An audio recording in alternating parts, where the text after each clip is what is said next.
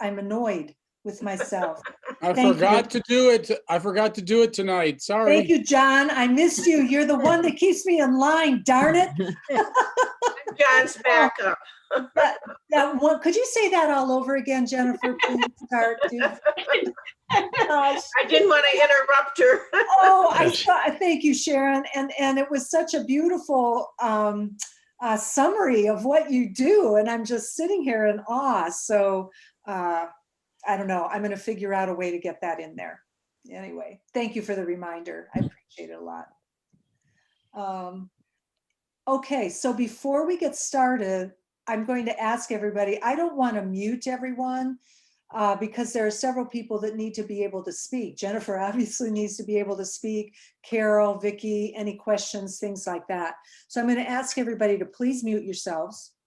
And then we'll go from there and we'll get started. And I'm going to keep myself on for just a little bit in case I'm needed, which I'm not usually much help, but just in case. So, okay. Carol, this says Scarlet. Are we doing Scarlet first? It's gray? It's really gray. Ignore the Okay, that's what I thought. Okay. We're ready. Okay, this one is by Erickson. It's Old MacDonald Had a Farm. And Jennifer, if you just want to say a few words about what you found interesting and what drew you to this one. This is an honorable mention, by the way. Is, you know, I love the theme, I have to say, and going through all the photos to see what images people put with the names of songs was just such a creative assignment, and I absolutely loved it. Now, as far as the image goes, it's a very strong black and white photo. So when it comes to black and white, I'm pretty critical myself as far as how things are processed. I will say overall, the processing on this was very good because when it comes to black and white, you need to have some drama. That's one of the key features about black and white. So having some darks and some lights is really important. But you also need to have a little bit of some of those mid-tone ranges. So I don't know if you remember or can refer to Ansel Adams' scale of tonality. So he had 10 different areas, you know, everything from black all the way up to 50% gray and then on to 100% white. But this blended a lot of good tonality in it. I thought it was very strong. And as far as composition, what I really liked here is that there is a path that looks like it was mowed or plowed going up to the barn that creates a leading line. And of course, all that grass on the side is just full of texture. It just drew me in immediately. The vignetting that was on this piece was really good because it really brought my eye right into the image. And the barn itself with the tree coming out of it, I mean, that's just so great as it is, but it also takes a good composition, a good photographer to be able to frame that right. So I loved it. I thought it was fantastic. Good use of a border too. I don't see the border edges too much anymore, but I really do like it. I think there's a really good feel, a nice feel to this photo. This is by Richard Marquardt. It's Love Me Tender, Elvis Presley. Yeah. I had, you know, one thing about photography is that we react in certain ways. And when it comes to the human element, we have a strong connection to people. That's just by nature. When we see people, we want to connect to them.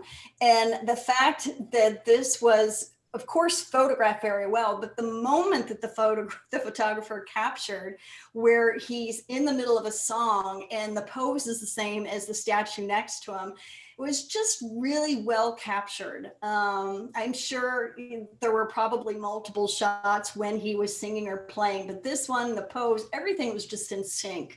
So it made it very strong. And the processing on the black and white on this one is exceptional. And I am very critical when it comes to black and white. So you did a very good job on the processing. I like the square format for this. It really brings my eye right into the player that's, I guess, an Elvis Presley impersonator, I guess. So that's really fantastic. This is by Audrey Began. Do You Want to Know a Secret by the Beatles. Yeah, what a wonderful photo and what a great title to put to that because they are talking, aren't they? You know, when it comes to wildlife, it's so heartwarming to see photos that are really capturing a moment that's special. You know, we can get portraits and those are a little bit easier, but when you get those moments that capture something really unique or special, it's heartwarming and you're drawn to it automatically. So this was a really great choice to submit because the bear does have his mouth open. They are interacting and they're adorable and they're photographed so well. The depth of field that you used on this was spot on. I mean, it's tack sharp enough to get all their fur and everything in focus, including the eye, and just a little bit soft in the back, which is just right. So I thought that technically it was done well. I like them in the center of the photograph. I like the reflection as well. It was just a really good photo.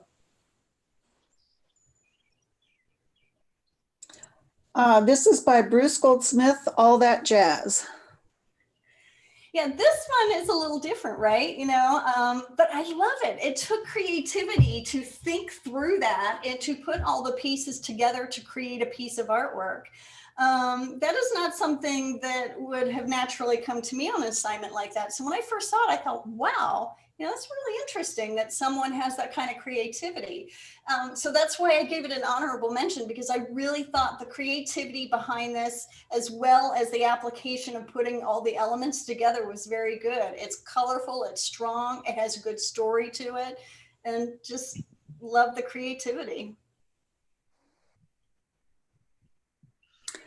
This one is mine, and it's Mamas Don't Let Your Babies Grow Up to Be Cowboys. And it's wonderful.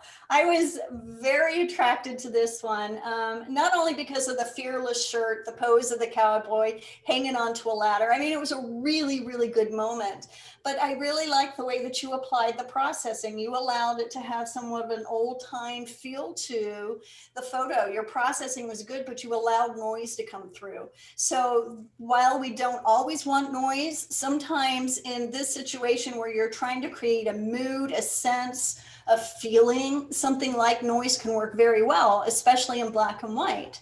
So his pose, his hat, his gaze over his shoulder was just perfectly captured. Love the shirt that he had on and just a really good photo processing job and creative image, definitely. Thank you. Fifth place, I Drink Alone, Rob Formentelli. You know, one of the things that really attracted me with this photo that was so different than many of the others that were submitted is that it was actually a still life. It was set up. So this artist and photographer took the concept of a song that he wanted and put the elements together to create a still life. So I thought it stood out in that sense, and it is a good still life. It really complements the song that it went to it. So as far as the theme goes, it was really, really spot on. And I do like that the photographer went to the trouble to set it up because still lifes, they're either great or they're not, right? I mean, sometimes they are, sometimes they're not. This one is good. It's got a good balance to it. You've got 5 bottles in there, which is really telling a story, just like the song. And you've got that nice glass and the peanuts and the old radio in the back. It just really felt good. Really good job. Fourth place, The Unknown Soldier by Libby Rosen. Yeah, Libby, this is really, really good. You know, when I first saw this image, I was reading the names of the songs along with the imagery, and I thought it was very powerful in 2 different ways. One, it's very graphic, right? So you have all these lines converging, but the image in the center, the flag kind of wrapped around that bar there, makes you stop and think. So it really tells the story of maybe something in disarray, but still wonderful, historic, and, you know, a sad story at the same time. So there's a lot of emotional impact, but I thought it was so well composed because all those lines were positioned in your frame so well that it just drew my eye directly in. And that's one thing about leading lines or lines in general. They can work so effectively if you compose them well, because it'll capture your attention. And anytime that you can capture somebody's attention for more than a split second, they're going to look into your photo even deeper. And in fact, just to mention this, studies show that an image, you have less than 1 second to capture somebody's attention, or the eye will move on. The viewer's eye will continue to move. So when you're using something like lines and you have good composition, it's really easy to capture attention and communicate what you were trying to tell. So good story. Third place, The Yellow Rose of Texas by Catherine Kempke. Incredibly beautiful macro photo. And roses are beautiful, right? And one of the reasons that roses, I think, are so beautiful and that we're so attracted to them goes back to the philosophy that has existed in art history for centuries. And it's related to the Fibonacci sequence. So the Fibonacci spiral, actually. There were artists back in the Renaissance period, like Da Vinci, Botticelli. Some of the most famous artists in history refer to the Fibonacci spiral when they created these massive and amazing paintings. So what's interesting in modern day is that we've learned, or we have seen, that Fibonacci spiral shows up through nature everywhere. Shows up in the galaxy, shape of a galaxy, the shape of seashells, the shape of roses. So anytime you have a subject like that, I think it's reasonable to assume that the eye's naturally attracted to it, because these things are beautiful on their own without even a photograph. So understanding that that subject's going to be beautiful is one thing, but actually doing a really good job on the macro is another thing. And this is really, really beautiful. I like the lightening of the edges on this one as opposed to darkening. It really makes it feel spring. It makes it feel warm, and just lovely photo. Second place, From the Halls of Montezuma by Joe Chunko. Yeah, this had a really strong impact too. When I first saw that, it was an emotional impact. So as photographers, we like to tell stories. We preserve time and history, and we like to communicate things that are important to us. And I think that this had a strong impact because of a couple of different things. One, it's got a lot of mood to it. And it's almost as if the whole scene is in black and white except for that flag. And there could be a little color in there, I'm not sure. But because you're photographing into the sun, of course, it's naturally going to silhouette. But because you placed and composed this so well and have that flag going off to the left, my initial reaction to it was, wow, it stopped me in my tracks. And I just thought that the lighting, the processing, the composition, the line up to the flag just pulled me right in. And it made me feel, what you were thinking of, I think, when you were photographing this particular statue. It's wonderful. First place, Light My Fire by Richard Marquardt. Yeah. This one is really amazing, actually. You look at it and you think, how did this person on stage do it? But once you get past the artistry of the musician, you start to look at all of the things that the photographer did to capture that moment. So, this is a really good capture. This is probably not easy. The lighting conditions, I'm sure, were a challenge. The moment capturing the flame like this and his breath coming out of his mouth to light that fire. The tones of gold, the tones of purple that are in that set naturally are good, but you got some great light on his face. His guitar's in the image, holding that guitar handle, and you can see his hands. But the way he's posed, the lighting conditions, it was very well captured, very well presented. The framing is perfect, and it was just a remarkable moment. So I'm really happy to see that. I thought that was sensational. Thank you. You wouldn't believe that was he didn't tell me he was going to do that, and I turned around and set my camera real fast, and I had it on single shot, and that was one shot and one shot only. No. Yeah, Oh my, well done. yeah, that was quick, and that's all I got, but it was very lucky. Well, you did very well. Thank you. Okay, now we're moving on to Scarlet. Honorable mentions. Everything That Glitters Is Not Gold by Frank Began. Now, what a nice portrait. I mean, it really is. I love owls. I think all of us really like to see owl photos because they're not the easiest to capture.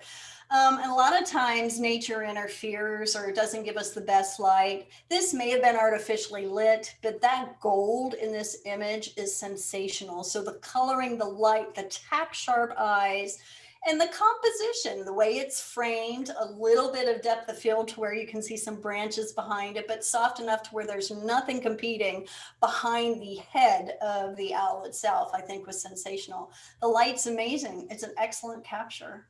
That was taken at sundown. And actually, if you look at the eye catch, it's the setting sun. Is it really? In the right eye of the owl. That's amazing. That light is some of the best light I've seen. And my eye went straight to the light on this. That's fantastic. Beautiful. This is Spread Your Wings, Sherry Brent. Yeah, I like this one too. Another owl, snowy owl at that. And what I really liked about this photo is, well, one, you caught him in flight, which isn't the easiest thing to do necessarily. And while the eyes aren't open 100%, they're open enough. You know he's landing.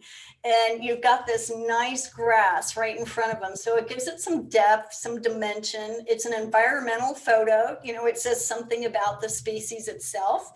And it's just a well-composed, well-cropped photo, and having the right depth of field, allowing everything in the back to be white and blown out is absolutely the right way to go here. It really accentuates the shape of this owl in flight, which is really beautiful. Next, We Didn't Start the Fire, Carla Whips Shadwick. When I saw this, I thought, wow, how creative is that? That is by far one of the most creative images that I have seen in a very, very long time. Of course, the song itself, connected to the imagery that you provided, is sensational. And I think for me, probably the only thing that kept it from being the top winning image is that it was a little dark when I saw it. It takes me, and I don't know if that is in processing intentional. I would have brightened it up just a tad bit because it's a little hard to see her face. But outside of that, the creativity, the composition, the framing, the use and position of the model is amazing. Absolutely love it. Great creativity. This one is Bridge Over Troubled Waters by Cherry Williams. This is really well done. You know, I am pretty strict on black and white, like I said, and I think what I liked about this, outside of the composition, I'll just talk about the black and white for a moment, is that it's almost what I would consider extremely low key with a lot of high drama, right? But it's very fitting for the wave that's about to come over the bridge. So, you know, it's got a story to it. So I'm drawn in by the composition. I'm drawn in by the line, the fact that the actual bridge in the lower right-hand corner is positioned so well, and that it's, you know, somewhat at an angle. So you've got this really dynamic leading line. You've got the wave coming up and hitting the bridge underneath, and you've got all this texture in the clouds. Just a really, really good image. Fantastic. This one is Apache Tears by Harry Kempke. Yeah, you know, another still life. And I just thought how simplified, both in color and in elements that you chose to communicate the song Apache Tears. So, you know, you've got just basically golds and tans, very warm tones. So it was very inviting. You know, sometimes warm tones, more so than cool, will attract vision. I mean, it just does. That's the case for most everybody, because we like to feel warmth instead of cold. So it had a really good feel to it. I think it was photographed extremely well. The lighting was good. The setup was beautiful. And both shapes between the basket and between the horn complement each other so well. Nice backdrop too. Great work. This one, honorable mention, The Long and Winding Road by Dick Wood. Yeah, this attracted my eye first off because of the leading line. So I talked about that a little bit before. Anytime you have a, pardon? Oh, anytime you have a line that is in a photo, it's going to guide your eye right in. So it attracted my attention because of that. And anytime it's even something like a railroad, those are things that usually appeal to photographers. I mean, we like that. We like the textures, we like the rails, we like the curves. This has a beautiful S curve, but you also allowed yourself to stand off to the right a little bit. And I like that because you have some of the gravel and the dirt in there that complement those rails with texture. The processing is very good. I like that you kept it dark on the top because there's an illusion as to where that rail is going. So very good story, well processed, and a very nice image. Fifth place, Up and Away by John Butterfield. Yeah, how fun is this one, right? It's that thing where people connect to people, the human element. And how you got the kids to jump perfectly like that was pretty amazing. So I realized that this is probably composed, maybe not, but you might have been laying on the ground for all I know, but what a great moment. And you've got all four of the kids just lined up in that colorful balloon in the air. It just is a fun message. It's well exposed. The composition is good. The elements all coming together are just really, really good. It really stood out to me. How fun. Fourth place is Spring, Kathy Wagner. Mm-hmm. I'm curious if this is the Smoky Mountains, because it does look like it to me. Yes, but, pardon? it is the Smoky Mountains. It is. Yeah, that's lovely. I mean, that really is lovely. You know, one of the magical things about the Smoky Mountains are when the dogwoods bloom, you have spring coming in and you have foggy mornings. And Oh. I don't think that was my microphone. I'm not sure. But it's wonderful. Jennifer, I'm going to stop you for one sec. Everybody, if you could please make sure, I'm not quite sure what's happening upon occasion, but make sure you're muted. And I said, I don't want to mute everybody because there are a couple people here that need to communicate with each other. Just make sure. Sorry, Jennifer, just wanted to make sure so that, yeah. Okay. There's a strange feedback, but you know, that happens. But I thought this was so lovely. I really did. I love the slow motion on the water. And it appears to me, you know, when most people photograph water or streams, they photograph upstream. And I think sometimes the downstream is overlooked because it's every bit as beautiful. You know, the way you compose to have the water coming out of the left-hand corner of the photograph, and you have the trees on the right, the dogwood, and a little bit of the tree coming into the right. Everything's nicely framed, and that leading light is guiding you into the forest. So the long exposure was very good. The composition is very good. You could probably push up your greens just a little bit, your kind of spring green color, just a tad to make it pop a little more. Other than that, this is exceptionally beautiful. Makes me want to go there. Third place, Ain't No Mountain High Enough by Bruce Goldsmith. You know, it's such a good title for this image. And I don't know if you photographed this when you had the assignment or you thought of this photo when you got the assignment, but it's the photo on itself, the location, the image itself is so dramatic. And the fact that you had all these clouds coming out of the mountain, you had all this atmosphere going on, beautiful light. It's just such a great location piece. It's a wonderful travel photo that's inspiring to people that may or may not have been there before. But it also takes good photographers to walk up to a location and make it a good photo. And you did that. So I think you've got a little vignetting on the edges, which I really like in this case. And probably, hopefully you had a graduated neutral density filter on to blend those together, or at least maybe in processing.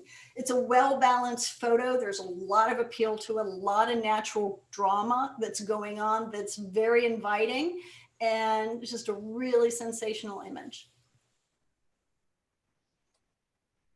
Second place, New York, New York by Richard Marquardt. Mm-hmm. Yeah, so, again, the black and white is awesome. A lot of times when people are processing black and white, they stay away from the darks. And what I like here is that you allow that sky to be as dark as it naturally was, because this is a night photo. And because you did that, everything in the city really sparkles. So that's the first thing that catches my eye, is the sparkling lights of the city. But once that attracts my attention, my eye moves downward to the post in the water. And I think, wow, how well blended that was, not only in the field, but in processing. Because you have some highlights on the posts, but if those were highlights, or if those highlights were brighter on the post, my eyes would be distracted. So you did a really good job of pulling my eye in by selecting your composition with the light in the tower over kind of to the 1/3 top area where I see all the lights, and it just flows right down to those posts in the water. Love the long exposure, really great black and white image.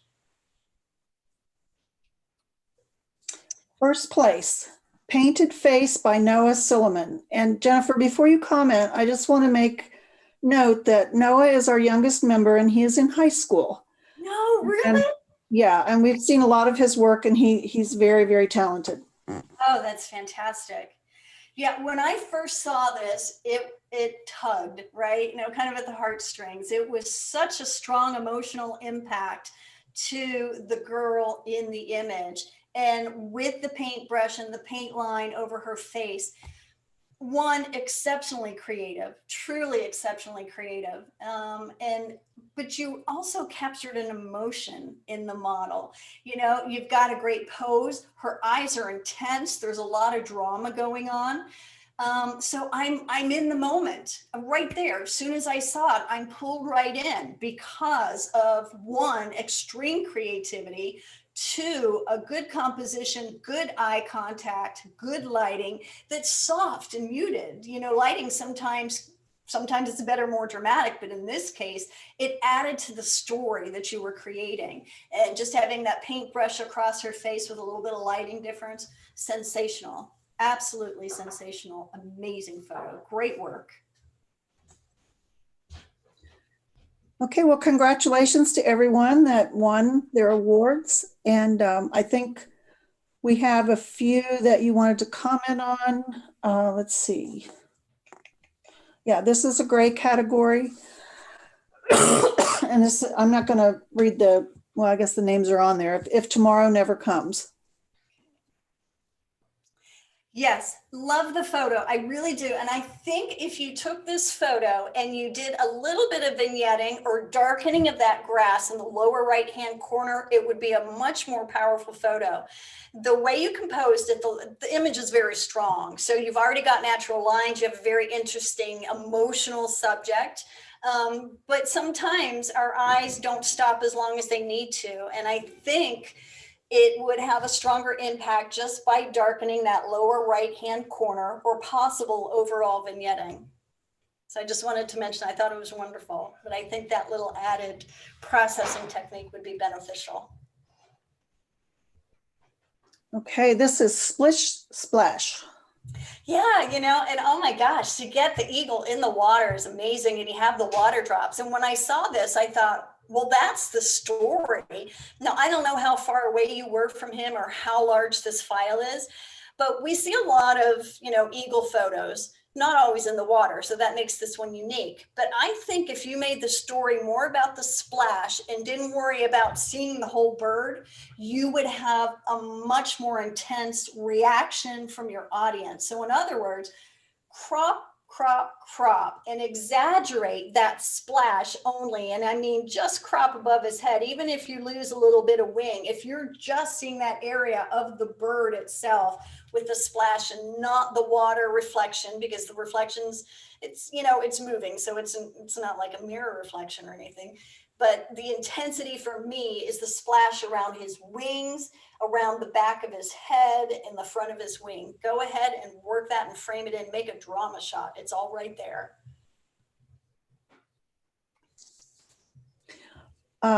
Every breath you take. Yeah.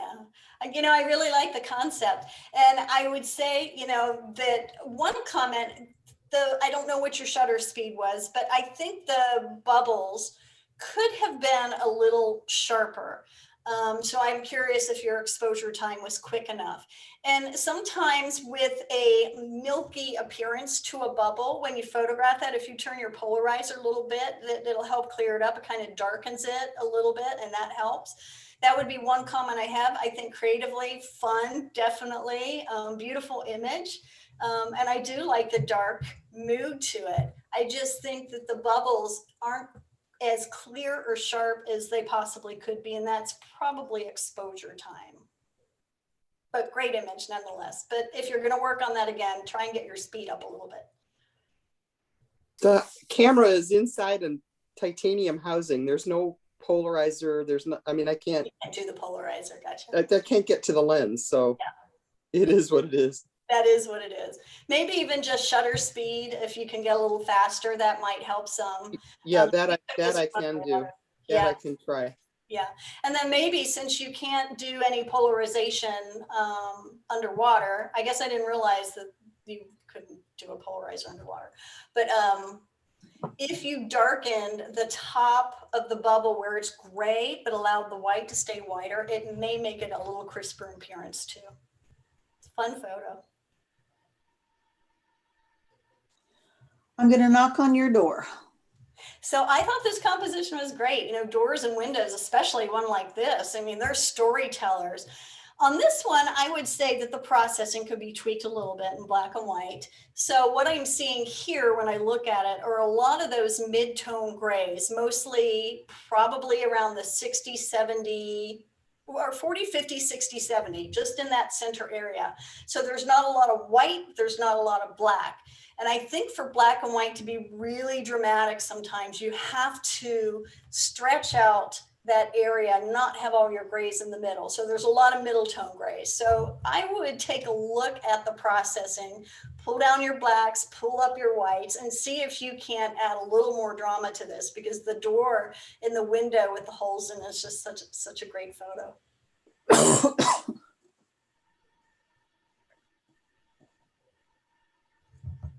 Sharon, was that selective color in this photograph? No, that's the actual color. Oh. That was the actual color. So this actually is a color photograph all the way through. Right. Wow. Right. Okay. I would, in that case, yeah, I guess I can see that now a little bit here on the left. It came off as a black and white to me. And so that was my first response. But if it's not black and white and it's still hitting all those mid-tones, just try and increase your contrast, but still bring up your black and whites. You can use those as tools to increase the contrast. I think it would have more impact. Okay, thank you. Mm-hmm. Someday my prince will come. Okay. I love the story on this one, having the bird in the water and the frog on the shoreline. My only comment about this one that I wanted to mention is that you have the elements here, but a lot of times when nature has a tilt or a slant to it, it can be a little distracting, and nature does not have a perfectly straight line. So when I saw this image, I felt like I was tilting a little bit, and I kind of wanted to straighten it. And realizing that you probably can't straighten it without losing some of the frog in the foreground, you might be able to do a little distortion correction and pull that top left corner up a little bit and try and have that line that's the lighter shade of grass a little more straight. Another thing you could do would be some selective vignetting just in that top right-hand corner, possibly to darken the area so it doesn't feel like it's tilted. But I thought it was a great creative application and just one little distraction that, you know, happens to all of us. Nature's not straight. Not at all. I can't photograph anything straight, even if it is. It's one of my flaws. But and one thing to always look out for are lines that make you feel like you're tilting. Great, great image. Oh, wait a minute. This is Rocky Mountain High. I've got them out of order, I think. Okay, so okay, I'm just looking at my notes. This one is such a good composition, and there was probably just one thing I would recommend that I think could make it stronger, and that would be a neutral density filter. You've got a great mountain scene, and you've got water moving, and you even have a leading line with that wood. So you've got a lot of elements that are creating dimension and depth and all the things that are really valuable for a dramatic landscape. But the texture in the water sometimes can compete a little bit. So if you'd had on a neutral density filter to smooth out the water, I think it would have worked especially well in this case, because you have a lot of busyness with the wood, a good busyness, but you also have busyness in the water. So I think sometimes if you can simplify, clean up, or use a long exposure on water when you have something like a foreground like this, it makes it a stronger image.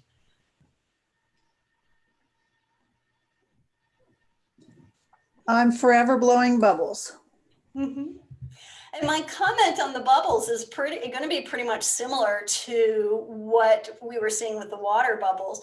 And that's that they're not tack sharp. And it can be very hard. I realize that it's very hard to photograph bubbles, especially on a dark background, and be able to get them as crisp as we would like. They're just a little soft around the edges. So I think if you were to raise your ISO and increase your speed, that they would be a little sharper around the edges. And that would be my only comment. I actually really like the composition, the way you allowed some of the bubbles to be cropped out of the photo. I thought that was great. And you're processing with a very dark mood to it, and very nice highlights on the bubbles themselves were done really well. I just like to see a little bit faster speed on that, so they're a little sharper. Starry, starry night. Yeah. What a great Milky Way shot. Now, one thing, when I do some Milky Way stuff as well, not a lot. I go out to Bodie Ghost Town, so I get to go out there inside and photograph there all the time at night. And something that I started to learn after I did it more and more is that you really need to enhance the Milky Way. And you have the elements here. You have a nice tree line. You have a good Milky Way. This is more of a processing thing, because I think when I looked at your image, it was 20 seconds. So you couldn't go any longer without the stars moving. So your technical settings were correct. And even, you know, the composition is nice. I would see if you can do something in processing to try and enhance those whites. In other words, maybe a selective brush over the Milky Way and just bring up the whites themselves so that it's a little more impactful when you look at that Milky Way. Because I mean, if you're standing out there looking at the Milky Way, you know how dramatic it is. Cameras don't pick it up quite the same way we see it, which is why a little bit of selective processing can be beneficial. And for the Milky Way, that is something that we usually have to do, is just like a little spot brush and just bring up the whites. You'll bring out a lot more stars doing that. Great photo. Well, I think that is it. Does anyone have any questions?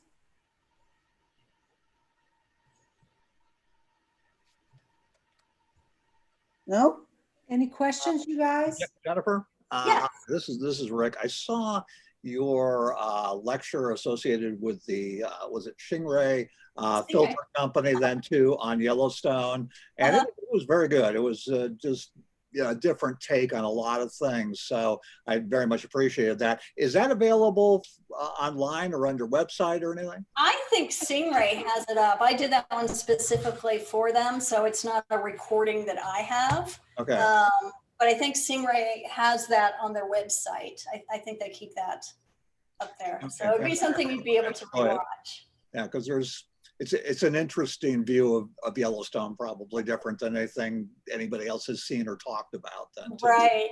And It's I heard that comment quite a bit. So I'm happy that I was able to provide a perspective that's a little bit different to such a special place.